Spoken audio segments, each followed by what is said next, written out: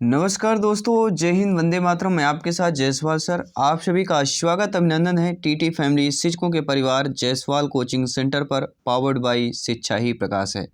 बात करेंगे हिंदी शिक्षा शास्त्र के प्रैक्टिस सेट की बात करेंगे और ये प्रैक्टिस सेट नंबर 19 आपका 19वां प्रैक्टिस अभ्यास सेट है आपका।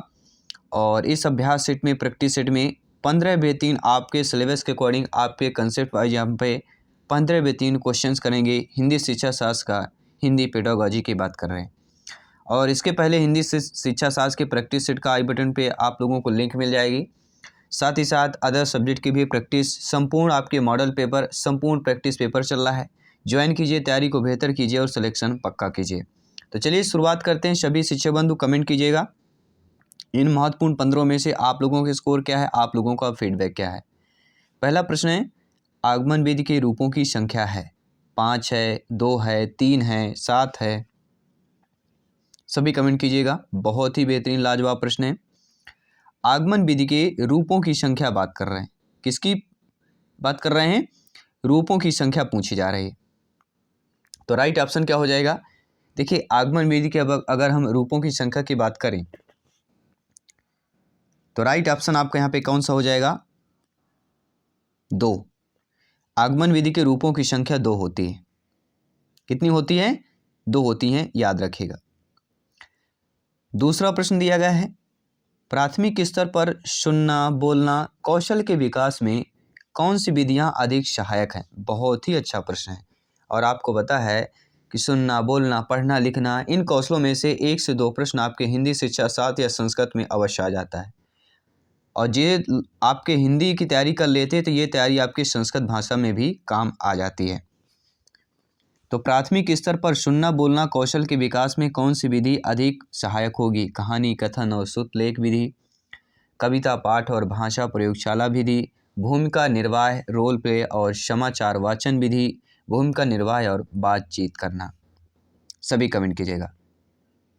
तो प्राथमिक स्तर पर सुनना बोलना कौशल के विकास में जो सबसे विधि अधिक सहायक मानी जाएगी वह भूमिका निर्वाह और बातचीत करना। देखिए, प्राथमिक स्तर पर सुनना बोलना कौशल के विकास में भूमिका निर्वाह और परस्पर बातचीत की विधियां सर्वाधिक सहायक होती है। सुनना और बोलना, ये ध्यान दीजिएगा।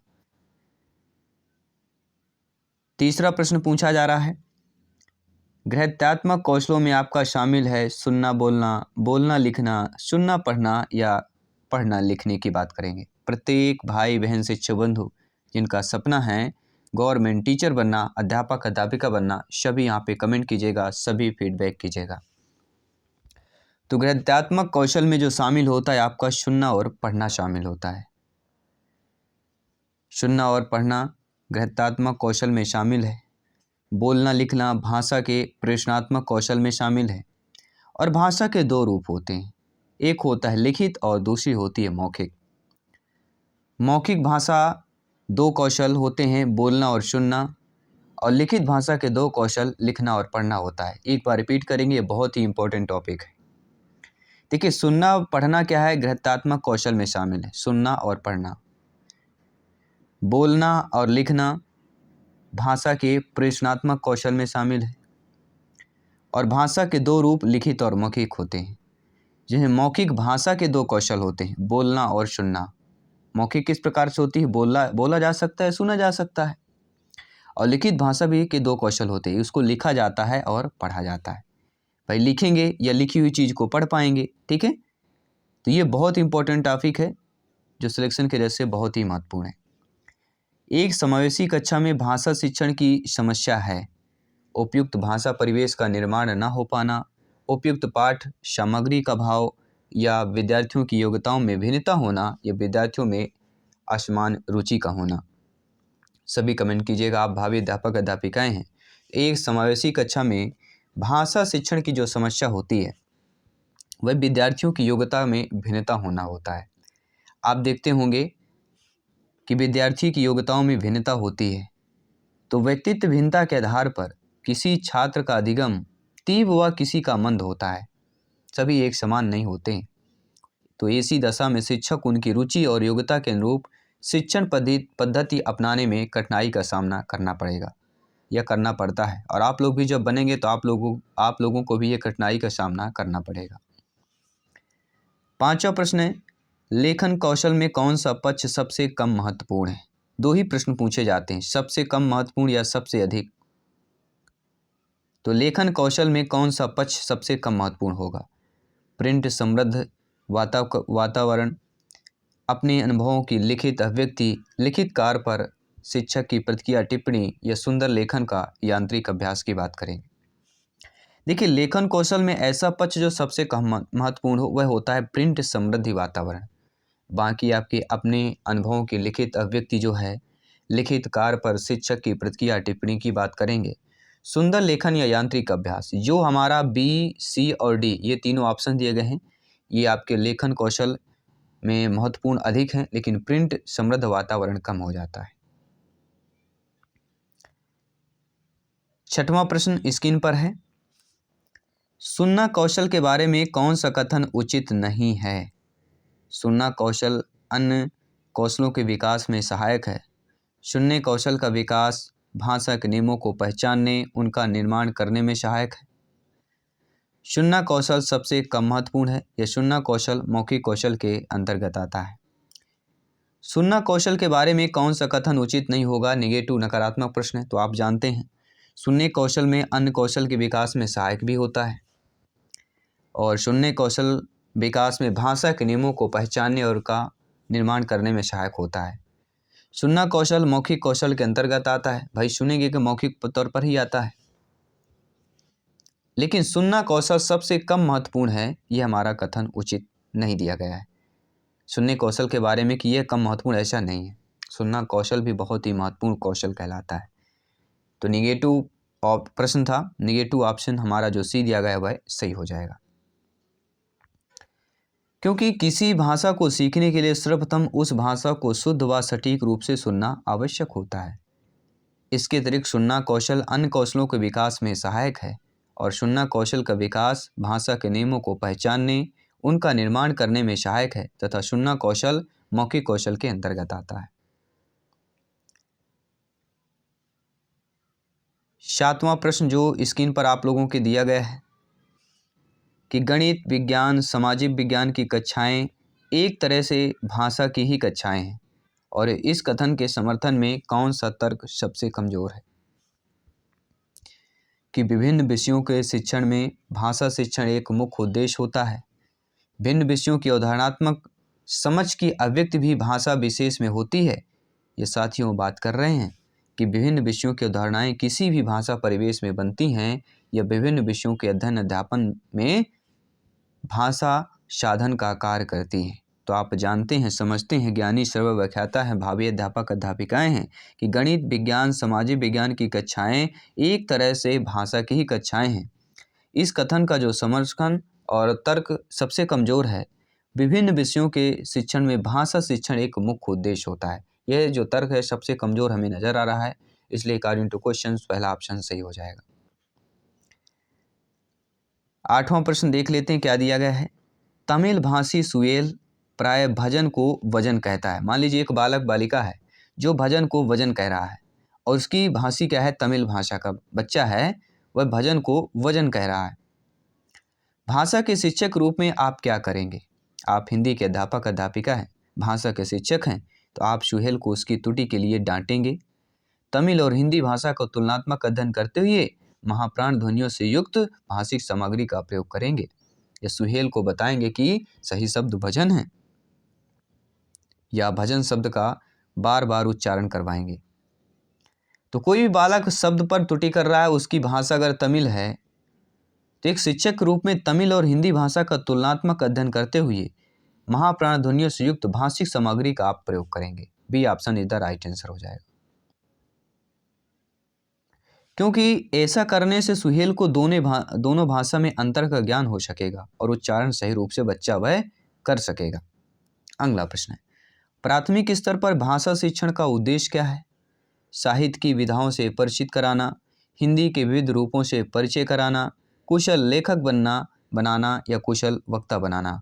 तो प्राथमिक स्तर पर भाषा शिक्षण का जो उद्देश्य होता है, हिंदी के विविध रूपों से परिचय कराना, B option is the right answer, correct answer हो जाएगा। किसकी बात करेंगे? प्राथमिक स्तर प्राइमरी लेवल पर भाषा शिक्षण का उद्देश्य हिंदी के विविध रूपों से परिचय कराना हो जाएगा। अगला प्रश्न है, भाषा शिक्षक को स्वयं अपनी भाषा की या अपनी भाषा प्रयोग की क्षमता को बढ़ाना चाहिए। क्यों बढ़ाना चाहिए भाई? जो भाषा शिक्षक हैं आप लोग, तो आपको स्वयं अपनी भाषा प्रयोग की क्षमता को बढ़ाना चाहिए, क्योंकि वह भाषा का शिक्षक है, विद्यालय का निर्देश है, इससे वह दूसरे पर प्रभाव डाल सकता है या उसका भाषा प्रयोग कक्षा में भाषा वातावरण का निर्माण करता है। तो आप जानते हैं एक भाषा के शिक्षक के रूप में स्वयं अपनी भाषा प्रयोग की क्षमता को बढ़ाना चाहिए, क्योंकि उसका भाषा प्रयोग कक्षा में भाषा वातावरण का निर्माण करता है। डी ऑप्शन यहाँ पर सही हो जाएगा। और आप सभी लोग जानते हैं, साथ ही स्किनर के अनुसार बच्चे भाषा अनुकरण द्वारा सीखते हैं। अगर प्रश्न आ गया कि यह किसका कथन है कि बच्चे भाषा अनुकरण द्वारा सीखते हैं, तो आपके स्किनर महोदय जी का कथन है। आइए बात कर लेते हैं अगले प्रश्न की, 11वें नंबर प्रश्न जो स्क्रीन पर है। भाषा के कौशल हैं सुनना, बोलना, पढ़ना, लिखना, बोलना, पढ़ना, लिखना, समझना, पढ़ना, लिखना, सुनना, समझना या लिखना, समझना, पढ़ना, स्मरण करना। तो भाषा के कौशल हम बहुत ही सिंपल सी बात है भैया, सुनना और बोलना, फिर पढ़ना, फिर लिखना। पहला ऑप्शन हमारा सही हो जाएगा। देखिए, भाषा अभिव्यक्ति का माध्यम है। सुनना, बोलना, पढ़ना, लिखना भाषा के कौशल है और यह भाषा अभिव्यक्ति का माध्यम है, जिसके मौखिक व लिखित दो रूप होते हैं। मौखिक भाषा में बोलकर विचार व्यक्त एवं सुनकर ग्रहण किया जाता है। देखिए, मौखिक भाषा में आप बोलकर विचार व्यक्त कर सकते हैं और सुनकर विचारों को ग्रहण कर सकते हैं। इसी प्रकार आपके लिखित भाषा में क्या कर सकते हैं?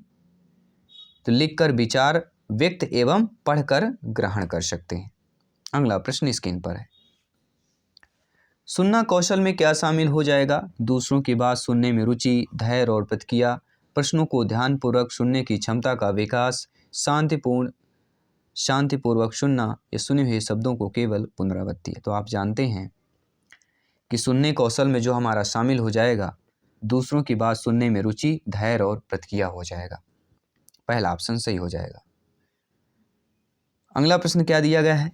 मौखिक कुशलता में शामिल है। जो मौखिक कुशलता होती है,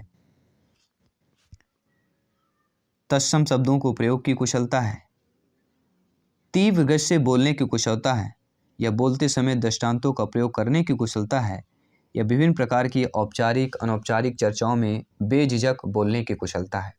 तो आप जानते हैं कि मौखिक कुशलता में जो शामिल होगा कि विभिन्न प्रकार की औपचारिक अनौपचारिक चर्चाओं में बेझिझक बोलने की कुशलता।